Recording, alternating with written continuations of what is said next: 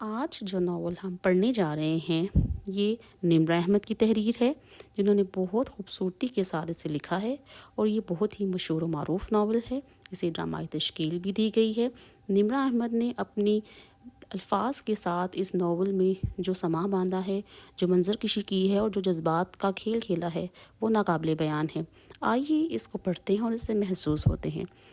Novel کا مرکزی خیال ایک غریب لڑکی ہے جو کہ ایک 6 اسٹار ہوٹل کے مالک کے ساتھ شادی کر لیتی ہے۔ شادی سے 2 ماہ بعد ہی اس کے خاوند کی ڈیتھ ہو جاتی ہے اور اس کے گھر والے اس شک میں ہوتے ہیں کہ اس کی ڈیتھ طبعی نہیں ہوئی جبکہ اس کا مرڈر کیا گیا ہے۔ پورا ناول اسی کھوج میں پر مبنی ہے کہ آیا یہ موت طبعی تھی یا اسے مرڈر کیا گیا ہے۔ چلتے ہیں اور ہم بھی اس کہانی کا حصہ بنتے ہیں۔ کانفرنس روم میں گفتگو کی بنبناہٹ سی تھی۔ لمبی میز کے گرد براجمان افراد میں سے کچھ آپس میں معمول کی بات چیت کر رہے تھے، باقی اپنے کاغذات اور فائلز کی ورگردانی میں مصروف تھے۔ یہ کسی اہم میٹنگ کے آغاز سے قبل کا ایک منظر تھا۔ کانفرنس ٹیبل کی سربراہی کرسی خالی تھی۔ کرسی کے دائیں طرف بیٹھے صاحب گاہے بگاہے کبھی کرسی پہ اور کبھی گھڑی پہ نگاہ ڈال لیتے۔ انتظار در انتظار۔ اس کمرے کی سڑک کو رخ کرتی دیوار شیشے کی بنی تھی۔ اس کے پار نظر آتا منظر بہت حسین اور پرفسون تھا۔ نیلے آسمان، کپاس کے لچھوں جیسے بادل جو سبز پہاڑیوں نے اپنے سروں پہ تاج کی صورت پہن رکھے تھے، گہری کھائیاں اور ناگن کی سی بل کھاتی سرمئی سڑک، کہیں چہل قدمی کرتے سیاح، کہیں اکا دکا گاڑیاں۔ وہ صبح اپنی تمام تر خوبصورتی اور رعنائی کے ساتھ بہت ٹھنڈی سی اتر رہی تھی۔ یہ مری سے قدرے دور ایک الگ تھلگ سی وادی کا منظر تھا۔ یہ سارا علاقہ شہر کے رش، دھوئیں اور شور سے محفوظ کسی پوشیدہ جنت کی مانند تھا، اور اپنے شیشے سے اس کا حسن دکھاتا یہ کانفرنس روم اس علاقے کا سب سے بڑے اور واحد 6 اسٹار ہوٹل کا تھا۔ یہ جس بلاک کی سب سے اوپری منزل پہ واقع تھا وہ ہوٹل کے رہائشی بلاک سے ہٹ کر تھا اور مینجمنٹ کے زیر استعمال ہی رہتا تھا۔ شیشے کے پار جو سڑک دکھائی دے رہی تھی وہ ہوٹل کے عقبی طرف تھی اور ادھر کے ہی گیٹ سے ہوٹل مالکان اور اہم آفیسرز داخل ہوا کرتے تھے۔ ابھی کافی دیر سے وہ سڑک سنسان پڑی تھی۔ سربراہی کرسی کے ساتھ بیٹھے صاحب نے گھڑی اور خالی کرسی کو بار بار دیکھ کر اکتانے کے بعد یوں ہی گردن موڑ کر نیچے دیکھا تو اسی پل داخلی گیٹ سے ایک سیاہ چمکتی کار اندر داخل ہوتی دکھائی دی۔ وہ صاحب الرٹ سے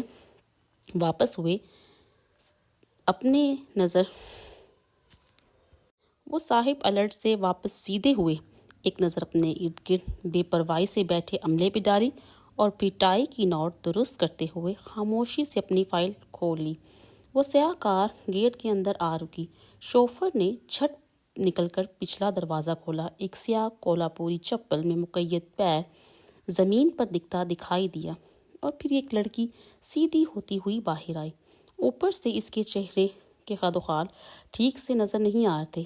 آنکھوں کے اوپر سیاہ گلاسز تھے، سانولی رنگت، سر کے وسط سے نکلی سیدھی مانگ کے دونوں اطراف کے بال دونوں کندھوں اور کمر ڈھانپتے سیدھی کونی تک گرتے اتنے سیاہ اور یکجا تھے جیسے شیمپو کے اشتہار میں ماڈلز کے ہوتے ہیں کہ کہیں بھی 2 بالوں کے درمیان خیالانہ دکھتا۔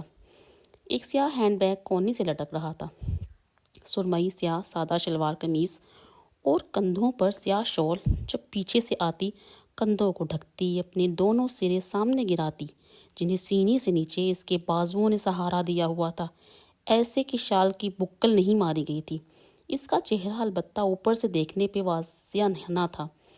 وہ سر جھکائے اندر چلی گئی اور شیشے کی دیوار سے نظر آتے منظر سے غائب ہو گئی۔ ذرا دیر گزری اور کانفرنس روم کے گلاس ڈورز کے پار جو شیشے کی دیوار کے مقابل تھے وہی لڑکی آتی دکھائی دی۔ کسی ایک کی نظر اس پہ پڑی، سرگوشی ہوئی، ایک سے دوسرے تک نگاہیں اوپر اٹھی۔ پورے کانفرنس روم میں ہلچل سی مچ گئی۔ فوراً کمرے سیدھی ہوئی، فائلز ٹھیک کی، لیپ ٹاپس کھل گئے، دروازہ کھلنے کی آہٹ ہوئی اور انتظار ختم۔ وہ اندر آ رہی تھی۔ گلاسز جو بہت خوبصورتی سے چین سے متصل تھے، گریبان پہ اٹکے تھے اور دروازے سے سربراہی کرسی پہ بیٹھنے تک اس کا چہرہ سب کی نگاہوں کا مرکز تھا۔ بیضوی چہرہ، سانولی رنگت، پرکشش نقش، سیاہ زلفیں۔ 24-25 سال کی عمر، وہ سربراہی کرسی پہ آ بیٹھی اور بیگ میز پر ایک طرف رکھا۔ یوں کرتے ہوئے اس کے کانوں میں پڑی چوڑی کے سائز کی سلور بالیاں واضح ہوئیں جو اس کے چہرے کو ایک عجیب جاذبیت بخشتی تھی۔ بیگ رکھ کر اس نے سر اٹھا کر سب کو دیکھا اور تب سب کی آنکھیں دکھائی دیں، لمبی سیاہ آنکھیں جن میں باہر آسمان کی سی شفافیت تھی، بادلوں کا سا مبہم سحر تھا اور پہاڑوں کی کھائی جتنی گہرائی۔ ان آنکھوں میں کچھ اور بھی تھا، شاید عجیب خالی پن اور ویرانی، امید اور خوشی کا یکسر ناپید ہونا۔ گڈ مارننگ ایوری ون، اس نے بنا کسی مسکراہٹ کو سب کو مخاطب کیا۔ جواب میں ہلکی سی بنبناہٹ ہوئی۔ سر اس بات میں ہلے۔ تنویر صاحب، جیسا کہ آپ نے کہا تھا کہ آپ کو آج آڈٹ کے متعلق بریف کرنا تھا۔ وہ دائیں ہاتھ بیٹھے صاحب کی جانب متوجہ ہوئی۔ کیا آپ تیار ہیں؟ ہم شروع کریں؟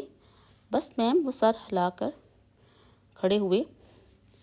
ان کے میم کہنے کے انداز میں لاشعوری سی بے آرامی تھی، وہی جو اس کے گڈ مارننگ کے جواب میں وہاں موجود ہر شخص کے انداز میں تھی۔ عزت بھی تھا، احترام بھی تھی، تابعداری کا عہد بھی اور تعاون کی یقین دہانی بھی، مگر ایک ذرا سی بے آرامی، جیسے ابھی تک یقین نہ آیا ہو کہ وہ اس کی عزت، احترام، تابعداری اور تعاون پہ راضی ہو گئے ہوں، مگر یہ زندگی کے بہت سے دوسرے جسموں کی طرح محض ایک انکہا سا تاثر تھا، پانی کی بلبلے کی طرح ذرا دیر کو فضا میں اڑا، مگر اپنی شفافیت کے باعث محسوس ہوئے بنا ہوا میں تحلیل ہو گیا۔ بات ہی ختم۔ تنویر صاحب نے کونے کی کرسی پر بیٹھی سیکرٹری کو اشارہ کیا، جس نے فوراً سر ہلاتے ہوئے لیپ ٹاپ پہ چند بٹن دبائے۔ پروجیکٹر پر پریزنٹیشن چلنے لگی۔ میٹنگ کا آغاز ہو چکا تھا۔ تنویر صاحب ہاتھ ہلاتے ہوئے بریفنگ دے رہے تھے، اپنے تجربے، علم اور رائے کو باہم یکساں کر کے بیان کر رہے تھے۔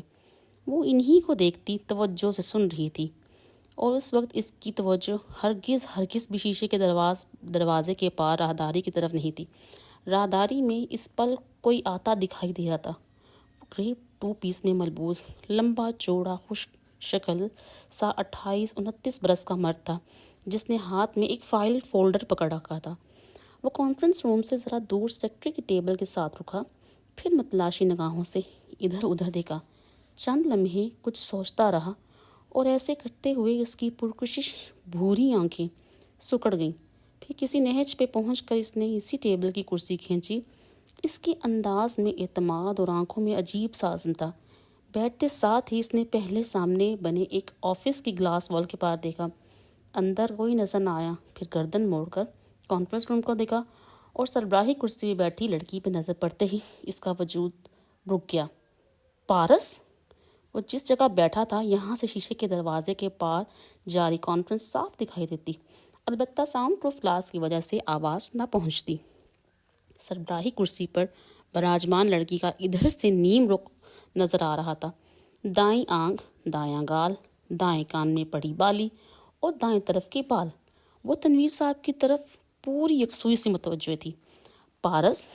وہ بے اختیار بڑبڑایا، پھر چونک کر ادھر ادھر دیکھا، جیسے کسی کے سن لینے سے ڈرتا ہو، مگر وہ اکیلا تھا۔ اس کے چہرے پر سکون واپس آیا۔ اس نے اس دفعہ قدرے اعتماد کے ساتھ دوبارہ نگاہوں کا رخ اس لڑکی کی جانب کیا۔ منظر ویسا ہی تھا، مگر پھر دیکھتے ہی دیکھتے شیشے کے دروازے پر کسی ٹی وی اسکرین کی طرح ایک اور منظر چلنے لگا، 8 ماہ قبل کا منظر۔ وہ ایک اپارٹمنٹ کا لیونگ روم تھا، جس کی اونچی فرنچ ونڈو سے باہر رات اور روشنی میں ڈوبی ہوئی بلند عمارتیں دکھائی دے رہی تھیں۔ وہ امریکہ کی کسی ریاست کا اپارٹمنٹ لگتا تھا۔ لیونگ روم کے وسط میں وہ خود جینز اور سویٹر میں ملبوس، ایک ہاتھ میں نوڈل سے بڑی پلیٹ اور دوسرے میں موبائل پکڑے چلتا آیا اور صوفے پہ بیٹھتے ہوئے فون میں بولا، خیریت بھائی جی، ایسی کیا بات ہے جسے بتانے کے لیے آپ اتنی لمبی تمہید باندھ رہے ہیں؟ بولتے ہوئے اس کے چہرے پر تجسس بھرا اچنبھا تھا۔ جواب میں موبائل کے اسپیکر سے آواز گونجی، بھاری مردانہ آواز، نامعلوم، تمہیں سن کر کیسا لگے فیضی؟ آپ بتائیں تو صحیح۔ موبائل میز پر رکھ کر اب وہ کانٹے میں نوڈلز لپیٹ رہا تھا۔ میں نے شادی کر رہی ہے۔ نوڈلز لپیٹتا اس کا ہاتھ ٹھہر گیا۔ اس نے سر اٹھایا، چہرے کے تاثرات بلینک ہو گئے، جسے سمجھ نہ آیا ہو۔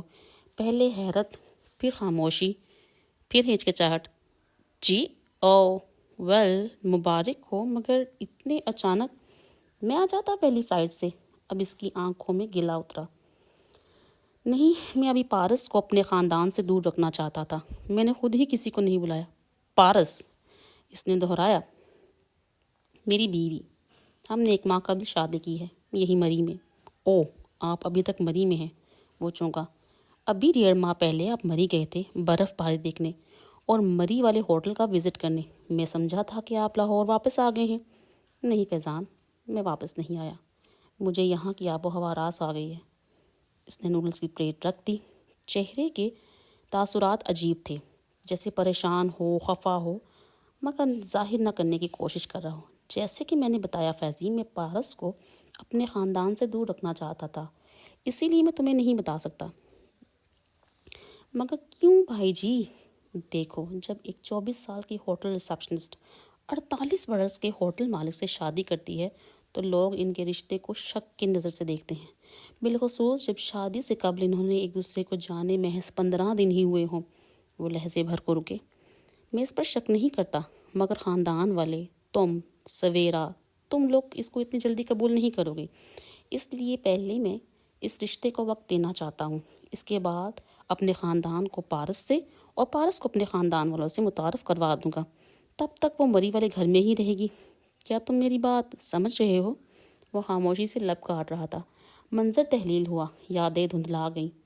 حال واپس ارد گرد آن ٹھہرا۔ شیشے کے دروازے کے پار کانفرنس روم میں میٹنگ ہنوز جاری تھی۔ سیاہ بالوں والی لڑکی اسی طرح بیٹھی تنویر صاحب کو سن رہی تھی۔ اس نے سر جھٹک کر رخ پھیرا۔ سامنے سیکرٹری صاحب کی خالی سی نشست تھی، جس پر کمر کے آرام کے لیے نیلی گدی رکھی تھی۔ وہ گدی کے نیلے فیبرک کو دیکھنے لگا۔ چند لمحے ہی گزرے کہ حال پھر سے ماضی میں گم ہونے لگا۔ گدی کا کپڑا نیلگوں آسمان میں تبدیل ہو گیا۔ شام کا آسمان، لمبی سڑک، کنارے پر گھنے اونچے درخت۔ وہ دور سے بھاگتا آ رہا تھا، ٹریک سوٹ میں ملبوس، پسینے میں تر، کانوں میں ہینڈ فری لگائے، چہرے پہ دبا دبا غصہ تھا۔ وہ جیسے خفقی سے فون میں کچھ بول رہا تھا۔ بولتے بولتے اب اس کی رفتار آہستہ ہو گئی تھی۔ جب وہ مزید قریب آیا تو تیز سانسوں کے درمیان الفاظ واضح ہوئے۔ بھائی جی، آپ کیا کہہ رہے ہیں؟ ابھی آپ کی شادی کو 1.5 ماہ ہوا ہے اور آپ نے مری والا ہوٹل اس کے نام کر دیا؟ ان کے نام فیضی، انہوں نے سختی سے ٹوکا۔ اس کے چہرے پہ برہمی دار آئی۔ باہر وہ بولا، سوری، مگر ان کے نام اتنے جلدی کیوں پورا ہوٹل لگا دیا؟ آپ تو کہہ رہے تھے کہ اس رشتوں کو وقت دیں گے۔ وہ میں دے رہا ہوں، مگر مری والا ہوٹل اس کے حق مہر میں لکھوایا گیا تھا۔ فیضی، واٹ؟ وہ اپنے قدموں پہ رک گیا، چہرے پہ بے یقینی آئی۔ انہوں نے حق مہر میں آپ کا اربوں کی مالیت کا 6 اسٹار ہوٹل مانگ لیا؟ اس نے نہیں مانگا تھا، اس کی والدہ نے کہا تھا، اور دیکھا جائے تو یہ مطالبہ حق بجانب تھا۔ میں پورے ملک میں 8 درجن ہوٹلز کا مالک ہوں۔ ان میں سے ایک ہوٹل اگر وہ اس سیکیورٹی کے تحت مانگتی ہیں کہ یہ امید بڈھا چھٹیاں ختم ہوتے ہی ان کی بیٹی کو چھوڑ کر، یعنی اس کی زندگی برباد کر کے کہیں نہیں چلا جائے، تو وہ غلط نہیں ہے۔ مری والا ہوٹل آپ کے باقی تمام ہوٹلز کی کل مالیت سے بھی مہنگا ہے بھائی جی۔ آپ غلطی کر رہے ہیں، مگر آپ کو احساس نہیں ہے۔ اس کو جج مت کرو، بہت اچھی لڑکی ہے۔ کانوں میں لگے ہینڈ فری سے گونجتی ان کی آواز تھکی تھکی تھی۔ کیا کہہ سکتا ہوں؟ اس نے آستین سے نم پیشانی رگڑی اور فون بند کر دیا۔ پھر چند لمحے دبے دبے غصے سے فون کو دیکھتا رہا۔ پھر فون بک سے ایک نمبر نکالا، سویرا آپا، آسٹریلیا۔ ڈائل کر کے فون کان سے لگایا اور پھر سے چلنے لگا۔ سویرا آپا، آپ یقین کریں گی رضوان بھائی نے کیا کیا؟ وہ جھنجھلایا ہوا کہہ رہا تھا۔ انہوں نے مری والا ہوٹل اپنی بیوی کے نام کر دیا۔ بھائی بہت سادہ ہیں، اور اس دفعہ تو حد ہی کر دی، مگر میں جلد پاکستان جاؤں گا اور دیکھ لوں گا اس عورت کو۔ وہ بات کرتے ہوئے اب دور جا رہا تھا، آواز مدھم ہوتی گئی۔ نیلا آسمان نیلی گدی میں غائب ہو گیا. دروازہ کھلنے کی بار بار آتی آواز. وہ چونک کر حال میں پلٹا. میٹنگ برخاست ہو چکی تھی. تمام افراد یکے بعد دیگرے باہر نکل رہے تھے. وہ البتہ ویسے ہی ساکت اندر بیٹھی تھی جیسے کوئی مجسمہ ہو. وہ وہیں بیٹھا پارس کو دیکھتا رہا. کچھ تھا اس عورت میں، سحر، طلسم. بار بار نگاہ اس کی طرف اٹھتی تھی. اس کی نگاہیں بھی بار بار اٹھیں اور پھر پارس کی بالی سے الجھ گئیں. سلور بالی کے گول دائرے کے اندر یادوں کے رنگ پھر سے بھرنے لگے. اس کے اپارٹمنٹ کا بیڈ روم، بیڈ پہ کھلا بیگ اور وہ ساتھ کھڑا کپڑے طے کر کے اندر رکھ رہا تھا. دفعتاً سائڈ ٹیبل پہ دھرے فون کی اسکرین بجنے لگی. بھائی جی. اس کے چہرے پہ ہی جان نمودار ہوا. قدرے متذبذب انداز میں فیضان نے وہ فون اٹھا لیا. جی بھائی جی. وہ فون کان سے لگائے ان کی باتوں کے جواب دینے لگا. بس ٹھیک ہوں، آپ کیسے ہیں؟ نہیں کچھ خاص نہیں، روٹین، جاب، بس. نہیں پاکستان آنے کا بھی تو پروگرام نہیں. الفاظ ذرا اٹکے. نگاہ ترچھی کر کے سائڈ ٹیبل پہ ڈالی.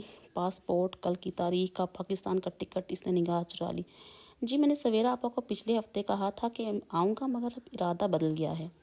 کمرہ مدم ہو کر ہوا میں بہتا گیا. سلور بالی کے درمیان بھرے رنگ پارس کے بالوں میں مل کر سیاہ ہو گئے اور وہ پھر سے چونکا. وہ باہر آ رہی تھی. فیضان تیزی سے سیدھا ہوا. پھر سے آتے دیکھ کر اپنے پتھریلے تاثرات میں زبردستی بشاشت پیدا کی. مسز پارس. وہ اپنے آفس کی سمت جا رہی تھی. آواز پہ پلٹی.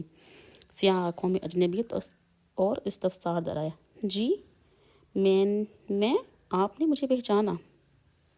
سوال کرتے ہوئے فیضان کا سارا جسم تن گیا. خوف زدہ، پریشان، مضطرب. وہ دونوں آمنے سامنے کھڑے تھے. فیضان جواب کی تلاش اس کی آنکھوں میں کر رہا تھا. ان میں دیکھتے ہوئے بھی سارے وجود پہ سحر سا چھانے لگا تھا. سوری، کیا ہم مل چکے ہیں؟ پارس کی سیاہ آنکھوں میں اچنبھا ابھرا. انجان پن. معذرت سے نفی میں سر ہلایا. میں فائز ہوں. اس نے دانستہ وقفہ دیا. سوری، آپ کس سلسلے میں آئے ہیں؟ فیضان کے تنے تاثرات ریلیکس ہوئے. اطمینان، سکون. آپ نے فائنینشیل ایڈوائزر کے لیے ایڈ دیا تھا، اسی سلسلے میں غالباً آپ کی سیکرٹری سے بات ہوئی تھی. مجھے گمان گزرا کہ وہ آپ تھیں. میں معذرت خواہ ہوں. It's okay. انٹرویو ٹائم 10 بجے ہے، آپ جلدی آ گئے. اس نے سنجیدگی سے کہتے ہوئے وال کلاک پہ نظر ڈالی. ابھی 9:15 ہوئے تھے. شاید مجھے اس جاب کی باقی تمام امیدواروں سے زیادہ جلدی اور ضرورت ہے. وہ چند لمحے خاموشی سے دیکھتی رہی. اندر آ جائیں. مڑ کر اپنے آفس میں چلی گئی. ایک فاتحانہ مسکراہٹ اس کے لبوں پر در آئی. وہ اس کے پیچھے آیا. جب پارس اپنے گھومنے والی کرسی پہ بیٹھی تو وہ بھی سامنے بیٹھا. اور تب اس نے دیکھا پارس کے بائیں ہاتھ پر میز پر رکھے ایک فریم میں ایک ادھیڑ عمر آدمی کی تصویر لگی تھی. کھچڑی بال، معمولی صورت، سیاہ سفید مونچھیں، مہربان مسکراہٹ. فائز کے چہرے پر تکلیف سی ابھری، مگر اگلے ہی پل اس کی جگہ مصنوعی مسکراہٹ نے لے لی. آپ کے کریڈنشلز تو متاثر کن ہیں. وہ اب اس کی فائل کے صفحے پلٹتی کہہ رہی تھی. فائز اب کے قدرتی پن سے مسکرایا. لمحے بھر کو اس کے ذہن کے پردوں پر ایک منظر ابھرا. وہ درمیانی عمر کا ایک آدمی اس نیم تاریخ کاؤنٹر کے پیچھے بیٹھا اس کاغذ کو پڑھ رہا تھا. اس کے سامنے کاؤنٹر کے اس طرف فائز کسی اونچی سٹول پہ بیٹھا تھا. مجھے یہ کاغذات جلد از جلد چاہیے، ڈگریاں، سرٹیفکیٹ، سب. آدمی نے فہرست پڑھتے ہوئے اس بات میں سر ہلایا. ہو جائے گا، مگر پیسے لگیں گے. پیسوں کی فکر مت کرو، بس کام پکا ہونا چاہیے. اتنا پکا ہوگا کہ تم ان پر الیکشن بھی لڑ سکو گے. وہ چہرہ اٹھا کر بھونڈے ادا سے ہنسا. فیضان حیات سنجیدہ رہا. آدمی کی مسکراہٹ غائب ہو گئی. کس نام سے بنوانا ہے؟ غور سے پڑھو. اوپر لکھا ہے فائز حسن. فائز، اس نے دہرایا. فیضان سے فیض. اور ہاں، گورے فیض کو فائز بنا دیتے ہیں. وہ وضاحت دے رہا تھا. منظر تحلیل ہو کر فضا میں بکھر گیا. پارس اب اس کی فائل بند کر رہی تھی. اس نے خط کو کمپوز کر دیا. تو فائز صاحب، آپ آسٹریلیا سے ادھر کیوں آئے؟ اس نے دونوں ہاتھ ایک دوسرے میں پھنسائے سنجیدگی سے فائز کو دیکھتے ہوئے پوچھا. میرے فادر کی کافی عرصے پہلے ڈیتھ ہو گئی تھی. میں سب سے بڑا ہوں. چھوٹی 4 بہنیں ہیں. ان کی پڑھائی، جہیز، شادی سب مجھے ہی کرنا ہے۔ آسٹریلیا میں رہ کے زیادہ کما سکتا تھا، مگر امی اور بہنیں مجھ سے دور نہیں رہنا چاہتی تھی۔ ان کا کہنا ہے کہ بھلے کوئی کم آمدی جاب ہی کر لوں مگر یہیں کروں، اس لیے میں واپس آ گیا۔ پارس کی آنکھوں میں خوشگوار سی حیرت ابھری۔ وہ مسکرائی نہیں، مگر اس نے شائستی انداز میں ابرو ضرور اٹھائی تھی۔ اچھا، تو اب لاہور سے اتنی دور مری؟ آسٹریلیا سے تو قریب ہی پڑتا ہے نا مری؟ وہ مسکرایا۔ پارس نے بنا کسی تاثر کے اسبات میں سر ہلایا۔ آپ اس جاب کی نوعیت سے واقف ہیں فائز صاحب؟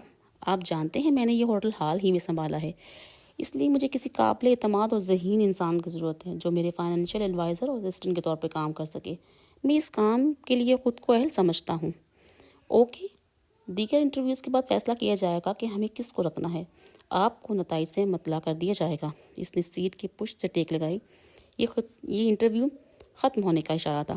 وہ کھڑا ہوا، پھر جیسے متذبذب سا رکا۔ یہ آپ کے ہسبینڈ رضوان حیات کی تصویر ہے نا؟ پارس نے اشارے کے سمت دیکھا۔ اس کی آنکھوں میں چبھن اتری۔ جی، وہ بولی تو آواز ہلکی تھی۔ ابھی باہر مجھے علم ہوا کہ 6 ماہ قبل ہی رضوان صاحب کی ڈیتھ ہوئی ہے۔ بہت افسوس ہوا یہ جان کر، اور بھی زیادہ کہ اس وقت آپ کی شادی کو صرف 2 ماہ کا عرصہ گزرا تھا۔ اس نے تعصب سے سر جھٹکا۔ پارس نے ہلکی سے اس بات کے ساتھ تعزیت وصول کی۔ اس کی آنکھوں میں اضطراب آ گیا تھا۔ کیا میں پوچھ سکتا ہوں کہ ان کا انتقال کیسے ہوا؟ اس کا لہجہ اب بھی متاثر تھا، مگر پارس کو غور سے دیکھتی آنکھوں میں پتھراہٹ سی تھی۔ پارس کی نگاہوں کا مرکز اب بھی وہی سیاہ فوٹو فریم تھا۔ وہ سیڑھیوں سے گر گئے تھے۔ اس نے 3 حصوں میں فقرہ ادا کیا، پھر نگاہیں اٹھا کر فائز کو دیکھا۔ وہ سمجھ کر افسوس سے سر ہلاتا چلا گیا اور پھر فوٹو فریم کو دیکھنے لگی۔ اس کے سارے وجود میں اضطراب و بے چینی سی نظر آنے لگی۔ چند لمحے بعد اس نے دوبارہ فریم سے نظر ہٹائی تو امیدوار فائز آفس کے باہر کھڑا تنویر صاحب سے باتیں کرتے دکھائی دے رہا تھا۔ وہ اپنے پیچھے شیشے کے دروازے بند کر گیا تھا۔ آواز سنائی نہ دیتی تھی۔ پارس نے سر جھٹک کر ایک فائل کھول لی۔